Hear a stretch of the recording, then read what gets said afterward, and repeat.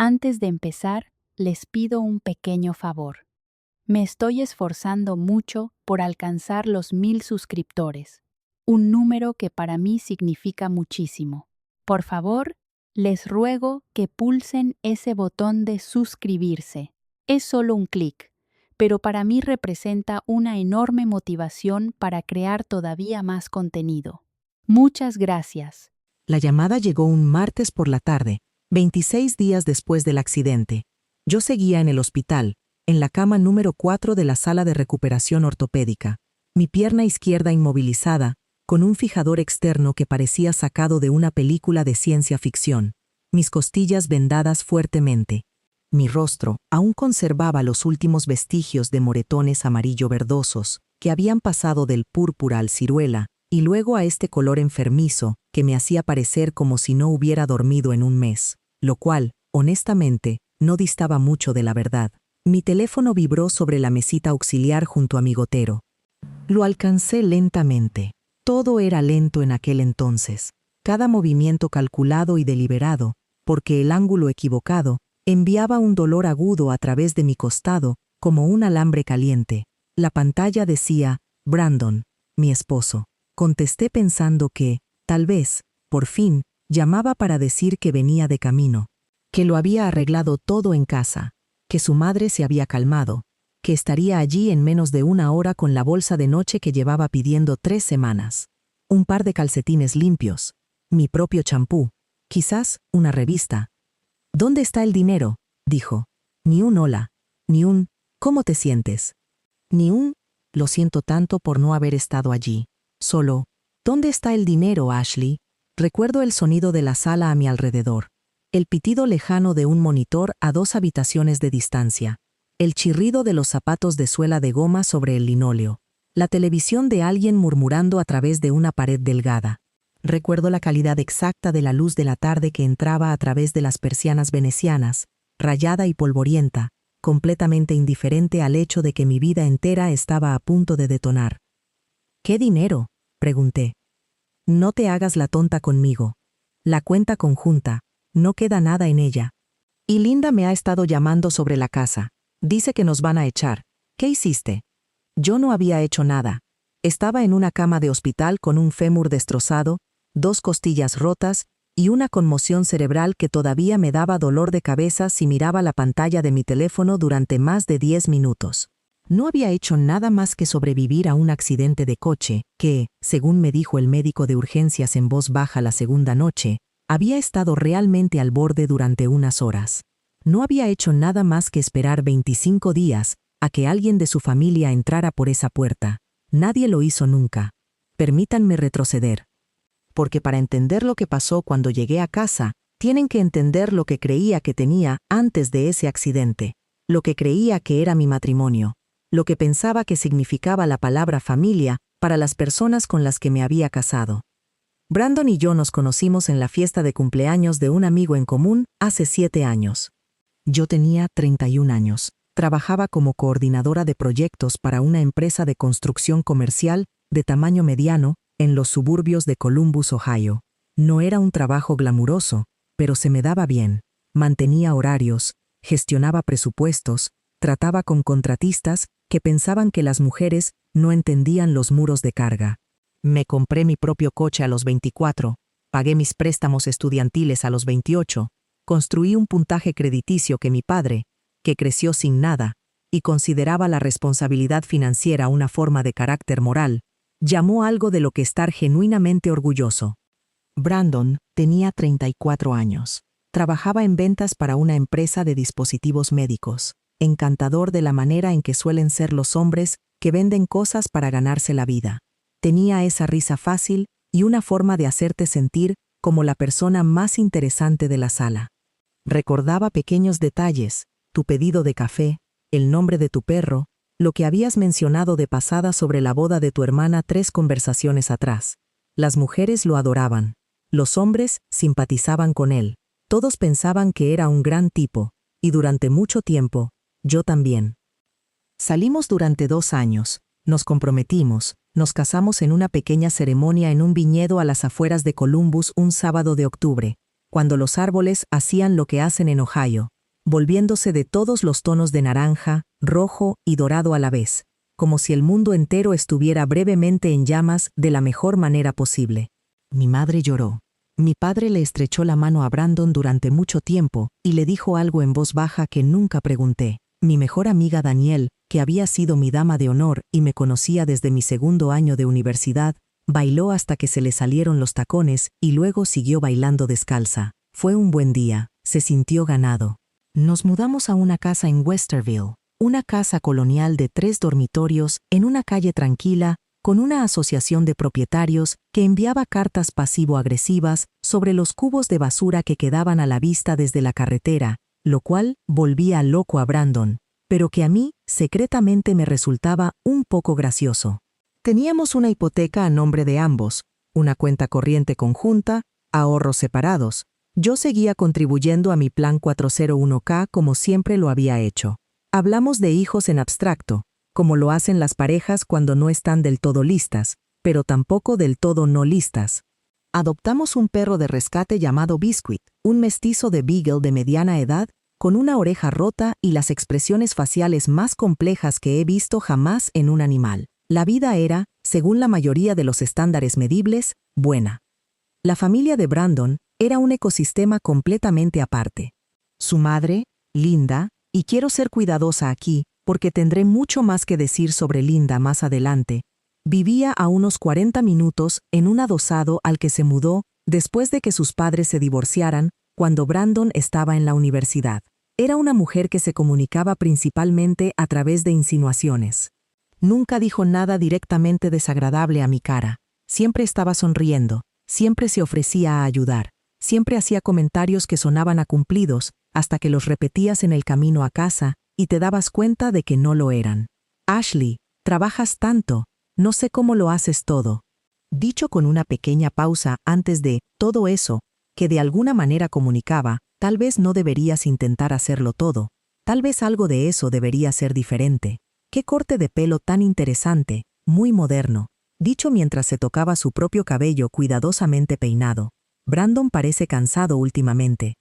Me preocupa. Dicho directamente a mí, mientras Brandon estaba justo allí. Su hermana Karen vivía a unos 20 minutos de nosotros, con su marido y sus 2 hijos. Karen era más ruidosa que Linda, menos sutil, más propensa a decir las cosas en voz alta. Ella y yo teníamos una relación cordial. Éramos amables en las fiestas, intercambiábamos regalos de Navidad, nos gustaban algunos de los mismos programas de televisión, pero siempre había una corriente de baja intensidad de algo entre nosotras que nunca pude nombrar del todo, como si estuviera esperando a ver cómo me desempeñaba antes de decidir si me aceptaba por completo. Su padre, Gary, se había vuelto a casar y vivía en Arizona. Enviaba tarjetas en Navidad y cumpleaños, llamaba en días festivos, era agradable y distante a la manera de un hombre que había construido una nueva vida y mantenía la antigua a una distancia cómoda. Durante 5 años, navegué por esta familia como se navega por una habitación con muebles que no elegiste, con cuidado, tratando de no tropezarme, aprendiendo dónde estaba todo a través de contactos dolorosos ocasionales. Fui anfitriona de la cena de Acción de Gracias 2 veces. Recordé el cumpleaños de Linda todos los años. Me senté a escuchar los monólogos de Karen sobre el drama escolar de sus hijos con genuino interés, porque, honestamente, me caían bien sus hijos. Envié regalos pensados. Me presenté. Pensé que eso era suficiente. Pensé que así es como se construye la pertenencia, a través de una presencia constante y paciente. A través de presentarse. Aún no sabía lo que significaba presentarse para ellos, o, mejor dicho, lo que no significaba. El accidente ocurrió un miércoles por la mañana a principios de marzo. Yo iba conduciendo al trabajo, una ruta que había tomado cientos de veces, una carretera de 2 carriles que conectaba nuestro vecindario con la autopista. Había llovido la noche anterior y la temperatura había bajado lo suficiente como para poner una fina capa de hielo en las secciones sombreadas de la carretera cerca del paso elevado. No la vi. Mi coche derrapó, rozó la barandilla y volcó. No recuerdo el vuelco, recuerdo el momento anterior, la extraña quietud de un derrape, cuando te das cuenta de que has perdido el control, y tu cuerpo entra en ese estado de parálisis y hiperconciencia. Y recuerdo despertarme en urgencias con un tubo en el brazo y la voz de mi madre llamando mi nombre. Mi madre, Patricia, que vivía a hora y media de distancia y había conducido a través del tráfico matutino en cuanto recibió la llamada. Estuvo allí antes de que estuviera completamente consciente. Se quedó los primeros 4 días, durmiendo en la silla junto a mi cama, comiendo sándwiches de máquina expendedora, discutiendo con la gente del seguro en mi nombre en el pasillo, con una voz que creía que yo no podía oír. Brandon vino el primer día. Estuvo allí cuando me desperté, pálido y visiblemente conmocionado, sosteniendo mi mano. Se quedó unas horas. Volvió el segundo día y el tercero. Y luego, gradualmente, las visitas se hicieron más cortas, luego menos frecuentes. Al final de la primera semana, venía cada 2 días. Para la segunda semana, cada pocos días. Para la tercera semana, lo veía 2, quizás 3 veces. Su familia, Linda, Karen, Gary, desde su distancia en Arizona, ninguno de ellos vino una vez, ni una sola vez en 25 días. Linda envió un mensaje de texto al tercer día que decía, pensando en ti, rezando por una pronta recuperación, y esa fue toda su presencia. Me dije a mí misma que había razones. Linda tenía un mal genio, Karen tenía a los niños. Era un viaje largo, la gente estaba ocupada. Me dije muchas cosas en esa cama de hospital, tumbada allí sin nada que hacer más que pensar y esperar e intentar recordar que el dolor es temporal y que las personas muestran amor de diferentes maneras y que la ausencia del cuerpo físico de alguien no significaba la ausencia de su cuidado. Me dije estas cosas porque la alternativa, lo que empezaba a formarse en el fondo de mi mente como un moretón, que sigues presionando porque no puedes creer cuánto duele, era algo que no estaba lista para mirar directamente. Aún no. Pero entonces llegó la llamada de Brandon el día 26, y el moretón dejó de ser algo que pudiera fingir que no existía. ¿Dónde está el dinero, Ashley?, había dicho. Y en algún lugar de la claridad despojada, que 25 días en una cama de hospital te dan cuando no has tenido nada que hacer más que estar quieta, y pensar, y sentir, y enfrentar cosas que habías estado demasiado ocupada para enfrentar antes, entendí con una certeza fría e inquietante que la pregunta que me hacía no tenía nada que ver con el dinero. Tenía todo que ver con lo que vendría después. Mi monitor de ritmo cardíaco hacía tic-tac constantemente a mi lado. Biscuit estaba en casa siendo alimentado por una vecina llamada Debra, que había sido más amable conmigo en 3 semanas que toda la familia de mi marido junta. La luz de la tarde a través de las persianas se movió en una franja lenta sobre mi manta mientras una nube pasaba afuera. Respiré hondo. Brandon, dije en voz baja, ¿qué está pasando? La pausa al otro lado de la línea duró exactamente lo suficiente como para decirme que lo que fuera que dijera a continuación sería una versión de la verdad, pero no la verdad completa. Ni siquiera cerca. Respiró hondo. Podía oírlo a través del teléfono. Ese tipo particular de respiración que la gente toma cuando está a punto de manejarte. Cuando ya han decidido cómo va a ser la conversación y solo están esperando a que tú te pongas al día. El pago de la hipoteca rebotó, dijo, 2 meses seguidos. Y Linda me llamó porque recibió una carta. Aparentemente, hay algún problema con los impuestos sobre la propiedad de la casa. Algo sobre una carga. Todavía no sé todos los detalles. Brandon, mantuve la voz firme. Yo no he tocado la cuenta conjunta. He estado en una cama de hospital. Físicamente, no podría haber hecho nada con esa cuenta. No digo que hicieras algo a propósito. Digo que algo anda mal y necesito entender qué está pasando con nuestras finanzas. Nuestras finanzas.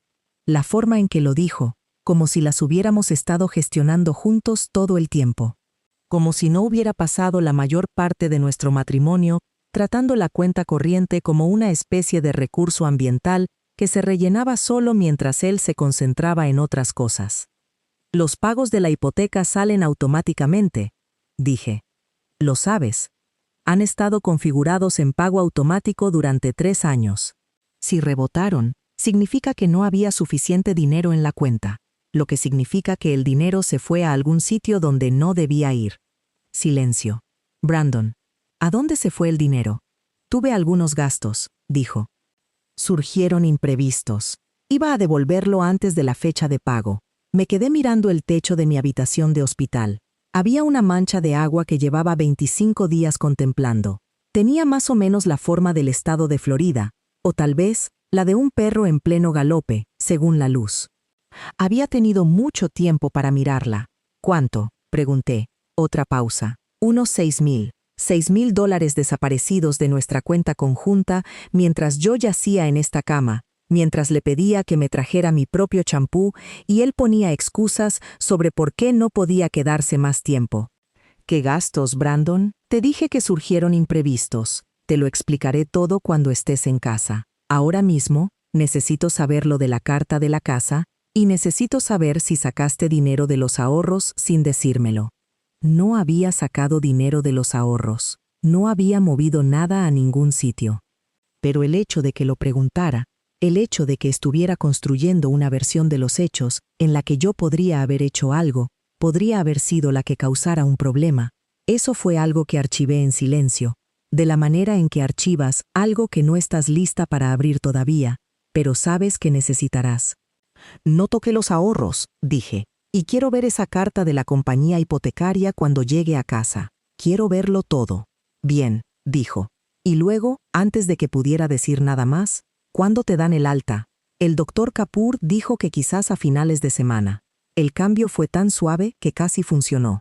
Casi me hizo seguirle hacia el nuevo tema, lejos de los $6,000 y los pagos devueltos, y la pregunta que acababa de intentar sembrar sobre si había sacado dinero de los ahorros. Casi. Hablaremos más cuando esté en casa, dije. De acuerdo, dijo. Vale, cuídate. Él colgó primero. Me quedé allí mucho tiempo después de esa llamada. El monitor cardíaco pitaba. Una enfermera entró para comprobar mis constantes vitales. Anotó algo en su tableta y me preguntó si necesitaba algo. Dije, no, gracias. Se fue. Pensé en los $6,000. Pensé en los 2 meses de pagos hipotecarios atrasados. Pensé en el hecho de que Brandon lo sabía. Lo había sabido lo suficiente como para que se convirtiera en una crisis, y no me lo había dicho. Me había dejado allí pidiendo calcetines limpios y una revista, mientras un agujero financiero se abría silenciosamente bajo nuestra casa.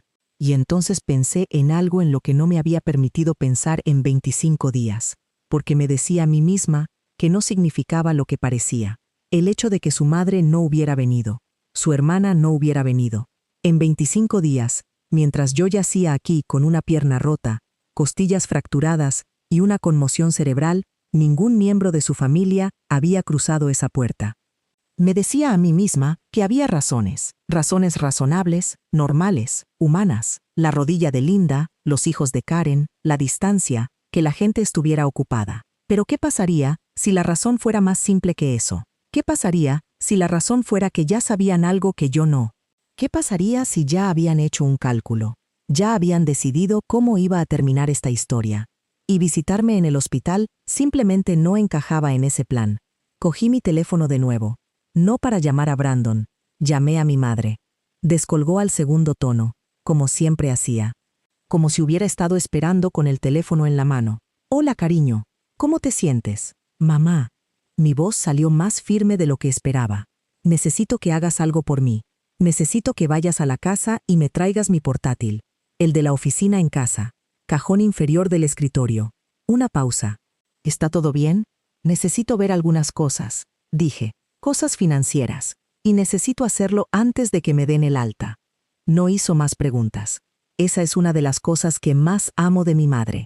Sabe cuándo preguntar y cuándo simplemente actuar. Estaré allí en 2 horas, dijo. Estuvo allí en 1 hora y 40. Entró cargando mi portátil en una bolsa de la tienda de delicatessen de la calle del hospital. Un sándwich de pavo en masa madre, una bolsa de patatas fritas, una botella de agua con gas y, guardado en el bolsillo lateral, un pequeño recipiente con los pasteles de limón que ella misma había hecho porque sabía que eran mis favoritos. Puso todo sobre la mesa auxiliar y se sentó en la silla junto a mi cama y me miró con esa expresión particular que tiene. La que dice, veo exactamente lo que está pasando aquí y no me voy a ir a ninguna parte. ¿Te llamó? Dijo. No fue una pregunta. Sobre el dinero. Asintió lentamente. Tu padre y yo nos preguntábamos cuándo iba a pasar eso. La miré. ¿Qué quieres decir con que os preguntabais cuándo? Estuvo callada un momento, eligiendo sus palabras. Mi madre no es una mujer que hable a la ligera. Tu padre habló con Débora, tu vecina, la que ha estado cuidando de Biscuit la semana pasada. Mencionó que había visto algunas cosas en la casa, coches que no reconocía, gente entrando y saliendo a horas extrañas. El pastel de limón que acababa de coger se quedó en mi mano, a medio camino de mi boca. ¿Qué tipo de coches? No sabía las marcas, solo que no eran los tuyos ni los de Brandon. Uno de ellos estuvo allí 2 veces. Mi madre juntó las manos en su regazo. No quería decir nada, mientras todavía estabas aquí. Tenías que centrarte en recuperarte. Mamá, lo sé. Deberías habérmelo dicho. Lo sé, Ashley. Lo siento. Simplemente, tenías suficiente. Tenías suficiente para cargar. Dejé el pastel de limón. Mi apetito había abandonado la habitación por completo. Coches que no reconocía. Gente entrando y saliendo a horas extrañas. $6,000 desaparecidos de nuestra cuenta conjunta. 2 meses de pagos hipotecarios devueltos. Y un marido que me había visitado cada vez menos. Cuyo tono de llamada se había vuelto más corto y más distraído. Que me había preguntado nada más descolgar el teléfono, no cómo estaba, sino dónde estaba el dinero. Abrí el portátil. Me llevó unos minutos navegar hasta el sitio web de nuestro banco.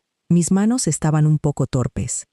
Uno de los efectos residuales de la conmoción cerebral, que mi terapeuta ocupacional dijo que desaparecería, pero entré. Primero abrí la cuenta corriente conjunta. El saldo era de $214. Para una cuenta que normalmente tenía entre $4,000 y $8,000 como colchón, $214 no era un saldo. Era una señal de advertencia. Hice clic en el historial de transacciones y empecé a desplazarme hacia atrás. El pago hipotecario automático había intentado procesarse 2 veces, una hace 40 días, otra hace 20 días, y ambas veces se había devuelto por fondos insuficientes. Había una comisión por pago devuelto cada vez. $35 cada una, pequeños y mezquinos insultos, además de la herida mayor. Entre esos 2 intentos de pago, hubo retiros de efectivo en cajeros automáticos y transacciones en puntos de venta en lugares que no reconocía. Un restaurante llamado The Lantern en el centro de Columbus, 3 veces. Un hotel, una tienda de ropa, una floristería. Me detuve en esa un momento. Brandon no me había traído flores ni una sola vez en 25 días de hospitalización. No me había traído flores, no me había traído mi champú, no me había traído una revista ni un par de calcetines limpios.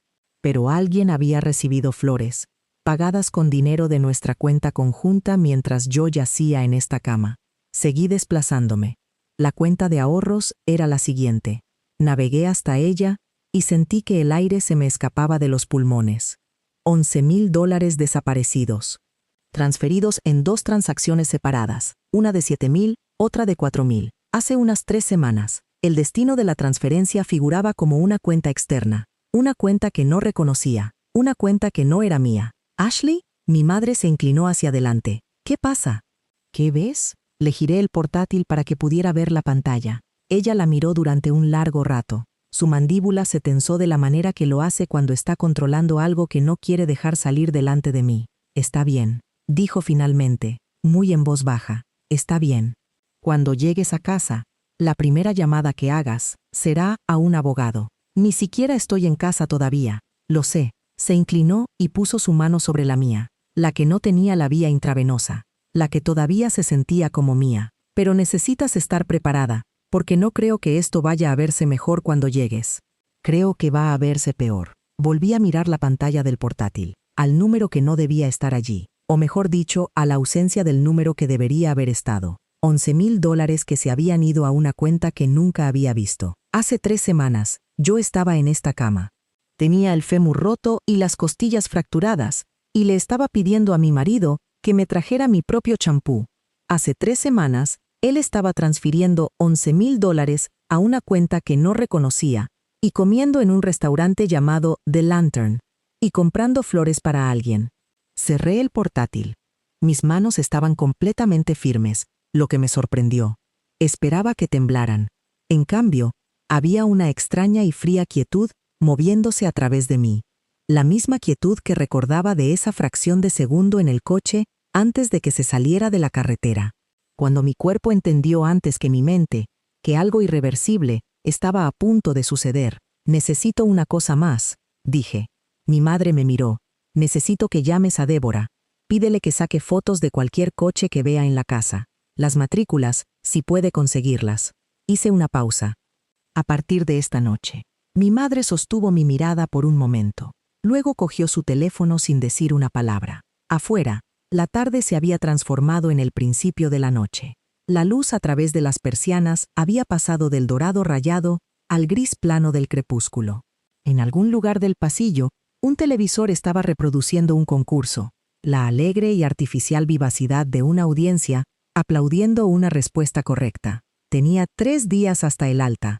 El doctor Kapoor había dicho a finales de semana. El viernes, muy probablemente. 3 días para entender exactamente a qué estaba regresando. Porque fuera lo que me esperaba en esa casa, fuera cual fuera, la versión de los hechos de Brandon, fuera cual fuera, la explicación que tuviera lista para el dinero desaparecido, y el recibo de la floristería, y la cuenta que nunca había visto, no iba a entrar a ciegas, no esta vez. No después de 25 días de yacer quieta y esperar y decirme historias sobre personas que comunicaban el amor de diferentes maneras. Mi teléfono vibró en la mesa auxiliar. Un mensaje de Brandon. El doctor Kapoor confirmó el alta el viernes. Estaré allí para recogerte. Podemos hablar entonces. Lo leí 2 veces. Luego puse el teléfono boca abajo y cogí el pastel de limón que mi madre había traído, y me lo comí entero lentamente, saboreando cada bocado, porque era lo primero en 3 días que sabía algo. El viernes se acercaba, y yo iba a estar lista. El jueves pasó y se fue en un borrón de fisioterapia y papeleo y el tipo de agotamiento que no tiene nada que ver con el sueño. Mi terapeuta ocupacional, una mujer compacta y pragmática, llamada Rita, que se comunicaba principalmente a través de instrucciones enérgicas y ocasionales asentimientos breves de aprobación, me tuvo en las barras paralelas durante 40 minutos, enseñando a mi pierna a recordar cómo se sentía el apoyo de peso. Dolía de esa manera profunda y estructural en que siempre duele el hueso, no agudo, sino total, como si el dolor fuera parte de la arquitectura de la cosa en lugar de una señal sobre ella. Me agarré a las barras y respiré a través de ello y seguí moviéndome porque Rita esperaba que siguieras moviéndote. Y sinceramente, en ese momento, seguir moviéndome era lo único que tenía bajo control. Entre la fisioterapia y mi control de constantes vitales por la tarde, me senté con el portátil abierto en mi mesa auxiliar y volví a mirar el historial de transacciones. Lo había estado mirando a trozos, como se lee algo terrible lentamente, porque leerlo rápido lo haría demasiado real, demasiado rápido. El restaurante. The Lantern. 3 veces. La visita fue un jueves por la noche, 12 días después de mi accidente. El cargo fue de $94. $94 por una cena entre semana. No un lugar de comida rápida, no el tipo de restaurante al que vas solo. La segunda visita fue un sábado, $112. La tercera fue otra noche entre semana, unos 10 días después de esa, $87. Busqué The Lantern en mi teléfono. Tenía fotografía de iluminación ambiental y un menú que empezaba con ostras y continuaba a partir de ahí.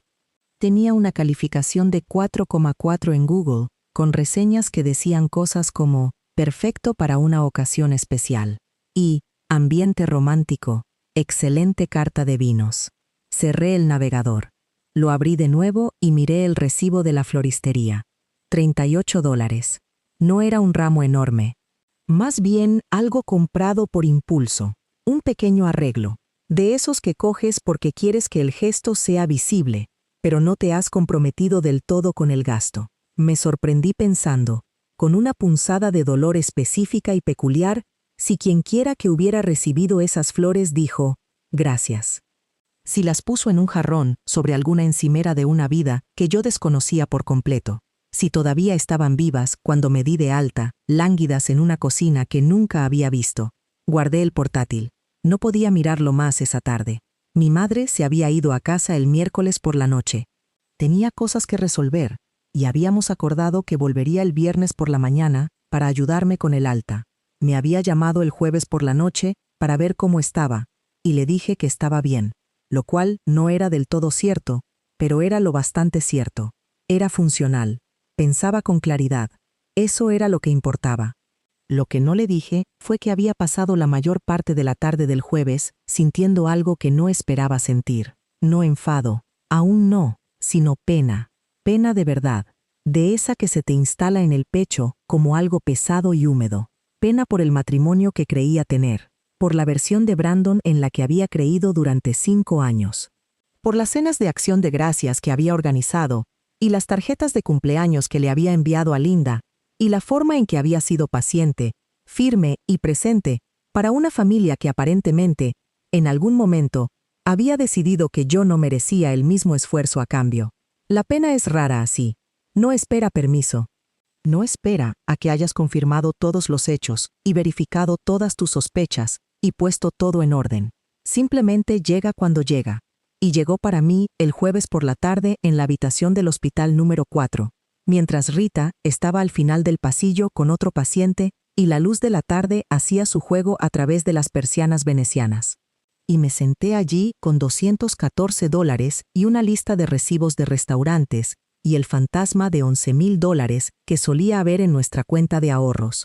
Y lloré durante unos 20 minutos, en silencio, de esa manera específica y controlada en que lloras cuando sabes que la enfermera puede entrar y no quieres tener que explicarlo. Luego paré, me lavé la cara con un paño húmedo y hice una lista. Era una lista práctica. Era el único tipo de lista que podía hacer en ese momento, porque lo práctico era el único modo al que tenía acceso. Lo emocional vendría después. Lo sabía, pero lo práctico sí podía hacerlo ahora. Sentada aquí con un cerebro que funcionaba, y 3 días de información acumulada, y la fría y organizadora claridad que a veces llega al otro lado de la pena, como el aire después de una fuerte lluvia. La lista tenía 7 puntos. El primero era llamar a un abogado el lunes, a primera hora. El segundo era conseguir copias de todos los registros financieros, ambas cuentas, de los últimos 6 meses. El tercero era averiguar a qué cuenta se habían transferido esos $11,000. El cuarto era revisar el estado de la hipoteca, entender el gravamen. El quinto era conseguir las fotos de Débora. El sexto era no decirle a Brandon lo que sabía hasta que lo supiera todo. El séptimo era proteger la cuenta de ahorros. Lo que quedara. Miré la lista un rato. Luego añadí un 8º punto, que escribí lenta y deliberadamente. No vuelvas a casa sola. Ese me pareció importante de una manera que no podía articular del todo. No porque tuviera miedo de Brandon, exactamente. Él nunca había sido amenazante físicamente, y no creía que lo fuera a hacer ahora, pero porque entendía de la manera en que entiendes las cosas cuando has estado tumbada y pensando durante 25 días que en el momento en que volviera a entrar en esa casa, la dinámica iba a cambiar. Brandon había tenido 25 días para preparar una versión de los hechos. Había tenido tiempo para arreglar cosas, mover cosas, decidir qué historia iba a contar, y si entraba sola, todavía moviéndome despacio por la pierna, todavía arrastrando los residuos de todo lo que este mes le había hecho a mi cuerpo y a mi cerebro, estaría en una desventaja que no podía permitirme. Así que, no sola. Mi madre estaría allí para el alta. Le pediría que entrara conmigo. El viernes por la mañana llegó de esa manera específica en que llegan las mañanas de alta en los hospitales, con una especie de impulso burocrático que te arrastra hacia adelante, te guste o no. Rita pasó a las 7:30 para una breve sesión final y me entregó un horario de rehabilitación impreso. Un farmacéutico vino con una bolsa de medicamentos y un largo resumen verbal de dosis y advertencias. El doctor Kapoor pasó a las 9, revisó mi historial, presionó suavemente mis costillas, me preguntó por mis niveles de dolor y dijo que estaba bien, y que el fijador externo permanecería puesto durante otras 4 a 6 semanas. ¿Tienes buen apoyo en casa?, preguntó. Lo preguntó como los médicos preguntan las cosas, clínica y eficientemente, marcando una casilla. Pensé en la palabra apoyo. Pensé en la cuenta conjunta con $214. Pensé en la linterna. Estoy trabajando en ello, dije. Me lanzó una mirada profesionalmente neutral, pero no del todo exenta de calidez. La recuperación física es exigente, dijo. No subestimes cuánto vas a necesitar. Descanso, buena nutrición, estrés mínimo. Estrés mínimo. Casi me río. Mi madre llegó a las 10 con una bolsa de ropa limpia y un café para ella y un té verde para mí porque sabía que no había tomado café desde la conmoción cerebral. Me ayudó a cambiarme. Me ayudó a empacar la pequeña colección de objetos que se habían acumulado en mi mesita de noche durante 25 días. El bálsamo labial, el cargador del teléfono, el libro que apenas había leído, la pequeña foto enmarcada de Biscuit que Débora me había traído en la segunda semana porque pensó que podría ayudar. Y así fue. Lo dobló todo cuidadosamente, como hace todo, con una precisión que no se trata tanto de orden como de cuidado. ¿Cómo te sientes?, preguntó, como si estuviera a punto de entrar en algo que aún no entiendo del todo. Dije. Ella cerró la cremallera de la bolsa. No vas a entrar a ciegas. No, acordé, no a ciegas. Una enfermera trajo la silla de ruedas, política del hospital, incluso para personas que técnicamente podían manejar las muletas, y me senté en ella con la pierna extendida, el fijador externo captando la luz de su alienante forma metálica, y mi madre caminó a mi lado por el pasillo que había estado mirando durante 25 días. Y atravesamos las puertas correderas y salimos a la pálida luz de marzo, y respiré aire exterior por primera vez en casi un mes. Olía a pavimento frío y a gases de escape de coches, y debajo de eso, al muy leve olor verde de algo que empezaba a volver a la vida en la tierra. Ohio a principios de marzo. El mundo recordando que se le permitía volver a crecer. Brandon estaba de pie junto a su coche en el carril de recogida. Parecía, y esto es lo que me afectó más de lo esperado, parecía bien, descansado, se había cortado el pelo. Llevaba una chaqueta que no reconocía, una cosa azul marino oscuro que le quedaba bien. Y sostenía una taza de café y miraba su teléfono. Y parecía, en ese momento, exactamente como un hombre que había estado viviendo su vida perfectamente bien. Levantó la vista cuando salimos por las puertas, y su expresión cambió a algo que reconocí como la versión de él que interpretaba cuando necesitaba ser un cierto tipo de persona. Preocupado, aliviado, el marido que se alegraba de ver a su esposa. «Hola», dijo. Se acercó a mí y se inclinó para besarme la frente, y lo dejé porque aún no estaba lista. No aquí, no en el carril de recogida con mi madre mirando. «Te ves bien, mejor que la última vez». «No estoy segura de que sea un listón muy alto», dije. Él sonrió. No le llegaba a los ojos. Me di cuenta de eso ahora de una manera que no estaba segura de haber notado antes. Mi madre cargó mi bolsa en el maletero con una tranquila eficiencia que no comunicaba nada y lo comunicaba todo. Ella viajaba en el asiento trasero. Brandon conducía. Nadie dijo mucho durante las primeras millas.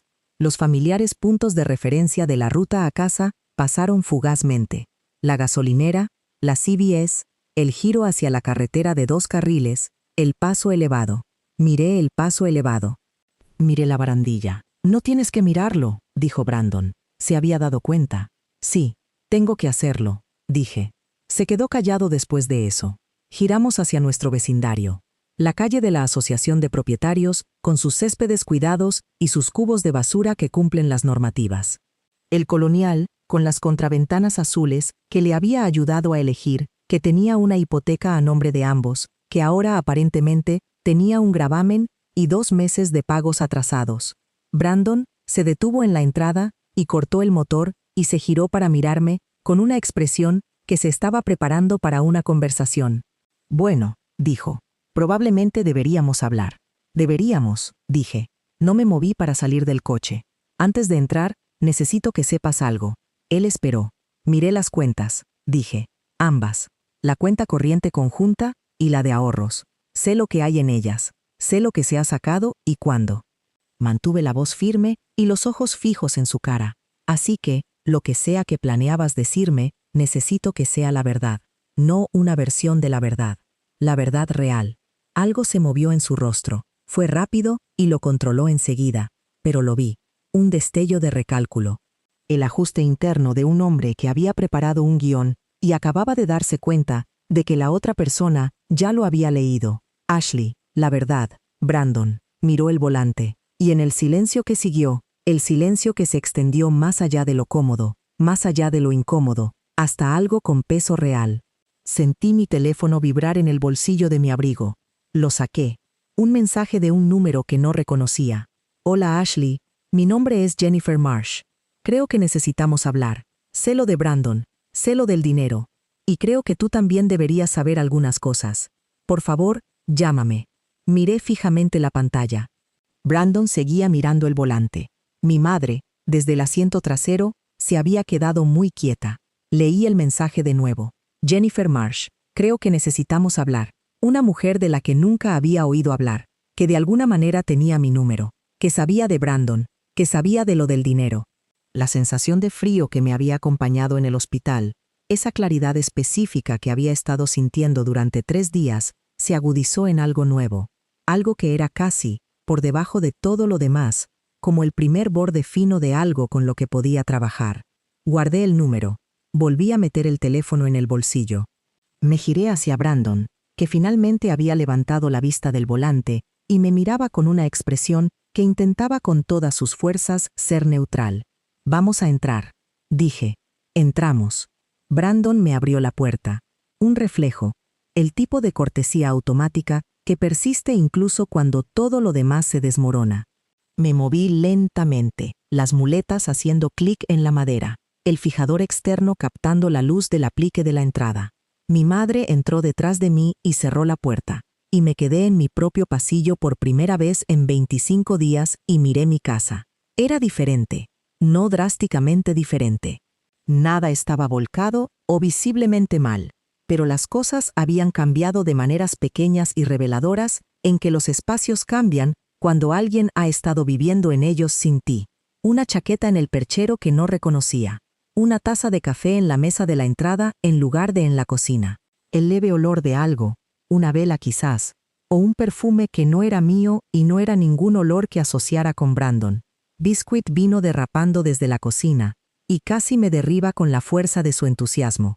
Me agarré a la pared, me reí a pesar de todo, y lo dejé poner sus patas delanteras en mi rodilla, la rodilla buena, y lamer mi mano mientras todo su cuerpo vibraba. 25 días. Me recordaba perfectamente. Por supuesto que sí. Tranquilo, amigo, dije. Mi voz se quebró un poco. Brandon se había movido al salón y se había sentado en el sofá. Sostenía su taza de café con ambas manos y la mirada de un hombre posicionándose para una negociación que creía que aún podía ganar. Ven a sentarte, dijo. No me senté. Me quedé de pie en la entrada con mis muletas y lo miré. Jennifer Marsh, dije. La taza de café en sus manos se quedó muy quieta. ¿Quién es ella, Brandon?, preguntó. Dejó la taza en la mesita auxiliar. Me miró fijamente durante un largo momento, y yo le vi decidir, en tiempo real, qué versión de la conversación intentar. Pude verlo ocurrir, el cálculo, la ponderación de opciones, la selección de un enfoque. Es alguien con quien he estado saliendo, dijo finalmente. Empezó hace unos 4 meses. Iba a contártelo. Tú ibas a contármelo. Sí. ¿Cuándo? ¿Antes o después de que transfirieras $11,000 a una cuenta que no reconozco? Eso llegó. Su mandíbula se tensó. Ashley, esa cuenta. Di un paso adelante con las muletas. ¿De quién es esa cuenta, Brandon? ¿Es suya? ¿Transferiste $11,000 de nuestros ahorros a Jennifer Marsh mientras yo estaba en una cama de hospital con una pierna rota? No fue así. Entonces, ¿cómo fue? Porque desde donde yo estoy, desde donde estuve en la habitación 4 del pabellón de ortopedia durante 25 días, parece exactamente así. Mi madre se había movido silenciosamente hacia la puerta de la cocina. No se estaba entrometiendo. Estaba presenciando. Eso fue suficiente. Brandon se frotó la cara con ambas manos. Necesitaba ayuda con algunas cosas. Estaba en una situación difícil. Iba a pagarlo antes de que volvieras a casa. Pagarlo. Dejé que las palabras flotaran en el aire entre nosotros. Brandon, esos son nuestros ahorros para la jubilación. Es dinero que he estado guardando durante 8 años, desde antes de que te conociera, y lo transferiste a tu novia mientras yo te pedía que me trajeras mi propio champú. No respondió a eso. No había respuesta para eso. ¿Y la hipoteca? Dije.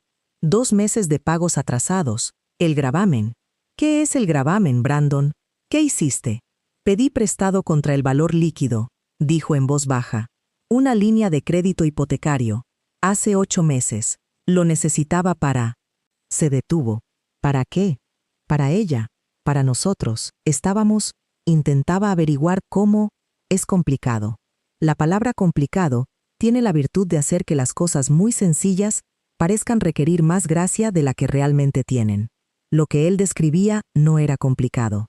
Lo que él describía era un hombre que había pedido prestado contra la casa que compartía con su esposa, había transferido dinero de sus ahorros conjuntos a otra mujer, había omitido 2 pagos de la hipoteca y luego había esperado a que su esposa regresara del hospital para poder preguntarle por el dinero.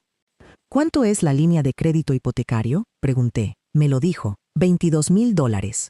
Oí a mi madre emitir un sonido desde la puerta de la cocina, muy suave. Lo controló de inmediato. ¿Sabe Linda? Pregunté. Algo cruzó su cara. ¿Qué? ¿Tu madre sabe lo de Jennifer? ¿Sobre el dinero? ¿Sobre todo esto? Hice una pausa. Porque ella no vino al hospital ni una vez en 25 días. Y he estado tratando de averiguar qué tendría que saber o creer saber una persona para justificar no visitar a su nuera después de un accidente automovilístico que casi la mata. Brandon guardó silencio un largo rato. Sabía que eras infeliz, dijo finalmente. Sabía que las cosas no iban bien entre nosotros. Hablé con ella al respecto. ¿Antes o después del accidente? Antes. Mayormente antes. ¿Y después? Pensó. Se detuvo. Volvió a empezar. Pensó que sería mejor si te daba espacio. No quería complicar más las cosas. Casi me reí. Me dio espacio en el hospital, recuperándome de un accidente automovilístico. Lo miré. Lo que hizo Brandon fue decidir que ya me había ido. Ya me había eliminado de la familia antes de que me dieran el alta. Eso no es darle espacio a alguien. Es tomar una decisión sobre una persona sin decírselo. No lo negó. Mi teléfono sonó a las 11:15 de esa mañana. La llamada era de Jennifer Marsh. Lo había estado esperando a medias desde que entramos. Le dije a Brandon que fuera a la cocina. Mi madre había puesto a calentar el agua y se estaba ocupando con una tranquila determinación que comunicaba claramente que no se iba a ir. Y me senté en el sofá con Biscuit apoyado contra mi pierna buena y contesté. Ashley, dijo. Su voz era más joven de lo que esperaba. Cautelosa. Sí, dije. Gracias por contestar. Sé que es mucho. Hizo una pausa. Necesito que sepas que al principio no sabía nada de ti. No de la manera que debería. Me dijo que estabais separados. Me dijo que el divorcio estaba en proceso. Me dijo muchas cosas que ahora sé que no eran ciertas. Escuché. Me enteré del accidente por un amigo en común unas 2 semanas después de que ocurriera, dijo. Y cuando me enteré, cuando me di cuenta de que estabas en el hospital y él no me había contado toda la historia, empecé a hacer preguntas. Y las preguntas llevaron a otras preguntas. Otra pausa. Me dijo que los $11,000 eran para la entrada de un apartamento para los dos cuando las cosas estuvieran arregladas. No hay nada arreglado, dije. No hubo separación. No hubo divorcio en proceso. Solo estaba yo en un hospital y él. Lo sé ahora. Su voz era firme, pero había algo debajo. No exactamente culpa, sino una especie de recriminación con los ojos bien abiertos. Tengo documentación. Mensajes de texto, registros de transferencias, el correo electrónico que me envió sobre el apartamento. Quiero que tengas todo. No quiero nada de esta situación, excepto salir de ella. Pero pensé que te merecías saber toda la historia antes de tomar cualquier decisión. Pensé en lo que se necesita para hacer esa llamada. Para llamar a la esposa del hombre con el que has estado saliendo y entregarle la evidencia. Hiciera lo que hiciera Jennifer Marsh, esa llamada tuvo un coste. Lo aprecio, dije. Haré que mi abogado se ponga en contacto contigo. Está bien, dijo. Lo siento, Ashley. De verdad que lo siento. Lo sé, dije. Y de hecho lo sabía. Le creí. Llamé al abogado el lunes por la mañana a las 8:45. Su nombre era Carol Simmons, una abogada de derecho de familia en Columbus con reputación. Daniel la había buscado por mí de una lista de mujeres que su propia abogada de divorcios le había recomendado. El tipo de cadena de referencias que existe específicamente para situaciones como la mía. Carol tenía un modo preciso y sin prisa que comunicaba que había visto todas las versiones de esta historia y nada la sorprendía, que era exactamente lo que necesitaba. Le conté todo. La cuenta conjunta, los ahorros, la línea de crédito hipotecario, los pagos atrasados de la hipoteca, el gravamen, Jennifer Marsh y su documentación, el fijador externo en mi pierna, y los 25 días y la familia que nunca vino. Carol escuchó sin interrumpir. Cuando terminé, guardó silencio exactamente 2 segundos. Está bien, dijo. Esto es lo que vamos a hacer. Lo que hicimos fue metódico y minucioso. Carol solicitó el divorcio en el plazo de 1 semana. Presentó una moción de emergencia para congelar los activos conjuntos restantes y marcar la línea de crédito hipotecario como deuda conyugal en disputa. Se puso en contacto con el abogado de Jennifer Marsh. Jennifer había contratado a uno propio y obtenido copias de los registros de transferencias, los mensajes de texto, el correo electrónico sobre el apartamento. La documentación era exhaustiva. Brandon no había sido cuidadoso, lo que a menudo ocurre con las personas que creen tener más tiempo del que tienen. La línea de crédito hipotecario presentaba el problema más complejo. $22,000 prestados contra la casa, utilizados, como Carol lo expresó en el lenguaje de las presentaciones legales, para fines no relacionados con el hogar conyugal y sin el conocimiento o consentimiento del coprestatario. El gravamen era real, la deuda era real, pero la ley en Ohio tenía cosas que decir sobre el gravamen unilateral de propiedad conjunta, y Carol sabía exactamente qué eran esas cosas. Él va a argumentar contribución financiera, me dijo Carol 2 semanas después de presentar la demanda. Sus ingresos, lo que aportó a la casa. Tienes que estar preparada para eso. Mi puntaje de crédito, mi pago inicial, mi 401k que he estado financiando desde los 23 años, dije. Exactamente, dijo. Documentaremos todo eso. Documentamos todo eso. La confrontación con Linda ocurrió 6 semanas después de que regresara a casa. Un martes por la tarde que pareció poco memorable hasta que no lo fue. Ella llamó primero. Lo que me sorprendió. Contesté. Lo que la sorprendió a ella, creo. Probablemente esperaba el buzón de voz. Ashley, dijo. Creo que deberíamos hablar. Estoy de acuerdo, dije. Ven. Llegó 40 minutos después, en el coche que llevaba conduciendo 4 años. El mismo que había visto en el camino de entrada en 100 eventos familiares. Estaba vestida con esmero, como siempre, pantalones de vestir planchados, un suéter, el pelo arreglado. Parecía una mujer que se había preparado para una conversación, lo que significaba que había preparado una versión de la misma. Estaba sentada en la sala de estar con la pierna elevada, el fijador externo visible bajo mis pantalones de chándal holgados. Había pedido a mi madre que se quedara. Estaba en la cocina, con la puerta abierta. Linda se sentó en el sillón frente a mí y miró mi pierna y dijo, «Pareces estar curándote bien». 25 días, dije. Ella parpadeó. ¿Perdón? 25 días, Linda. Estuve en ese hospital durante 25 días. Me enviaste un mensaje el tercer día. Mantuve la voz pareja. No fría, pareja. Necesito que sepas que no voy a fingir que eso no pasó. No voy a ser amable al respecto ni te diré que está bien. No está bien. Nunca estará bien. Pase lo que pase con Brandon, pase lo que pase con este divorcio. Lo que hiciste, lo que no hiciste, eso es algo que voy a llevar conmigo. Y quiero que sepas que soy consciente de lo que significa exactamente. Las manos de Linda estaban entrelazadas en su regazo. Su mandíbula estaba tensa. No pensé que mi presencia sería... Basta, dije en voz baja. No me digas lo que pensaste sobre tu presencia. Dime por qué sabías que tu hijo estaba vaciando nuestras cuentas y no dijiste nada.